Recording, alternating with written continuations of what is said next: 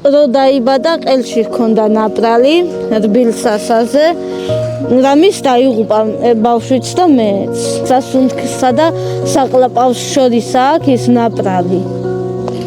და ყვების დროს შეიძლება გადასცდეს. ამოიგუდოს ძილის დროსაც მთელი ღამეები არ ამძინავს.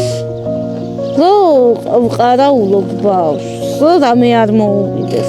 იქ მითხრეს, რომ უნდა მყოლოდა ბავშვი ხელოვნურ კვებაზე, ბანკაღეთს 45 ლარი, რომელსაც ვყიდულობ ახლა. 3 ბანკაღა დამრჩა, არ ვიცი რა უნდა გავაკეთო მერე.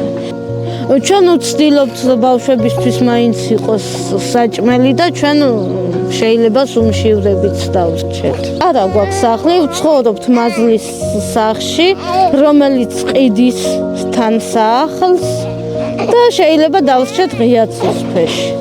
მტერს არავის არ ვუსურვებ, ისეთი ცხოვრება გამოიაროს, როგორიცაც მე გავდივარ ახლა.